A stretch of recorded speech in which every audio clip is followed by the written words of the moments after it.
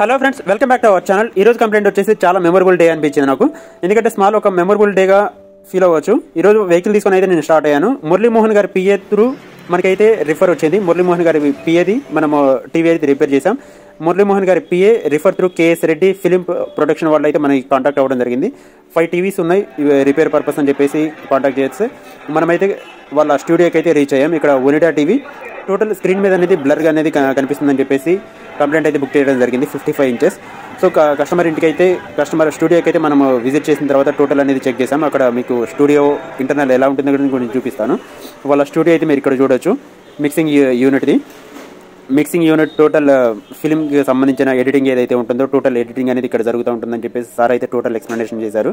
నేను అక్కడ క్యూరియాసిటీతో సార్ నన్ను వీడియో తీయండి, ఫోటో తీయండి అని చెప్తే కెమెరాస్ వాళ్ళ ఏవైతే ఉంటాయో వాటి దగ్గర నన్ను అయితే ఫొటోస్ వీడియోస్ తీయడం జరిగింది. సార్ ఇట యాక్షన్ అని చెప్పేసి చెప్పమని చెప్పడం ఇవన్నీ నాకు చాలా మంచిగా అనిపించింది.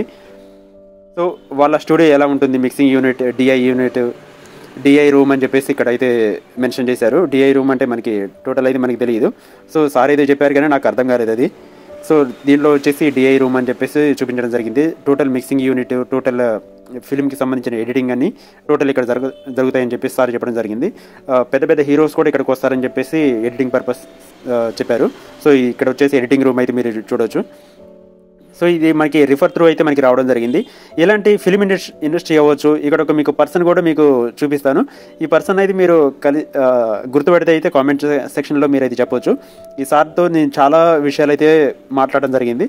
సో సార్ అయితే చాలా నాకు మోటివేషన్గా అనిపించింది. అక్కడ ఐటమ్స్ ఏవైతే ఉంటో వాటి దగ్గర కూర్చోవడం, టోటల్ అక్కడ కొంచెం టైం అయితే చాలా మటుకు స్పెండ్ చేశాను నేను. అది నాకు చాలా హ్యాపీ అనిపించింది. ఫస్ట్ టైం మన ఛానల్ చూస్తున్న వాళ్ళు లైక్ చేయండి, షేర్ చేయండి, సబ్స్క్రైబ్ చేయండి.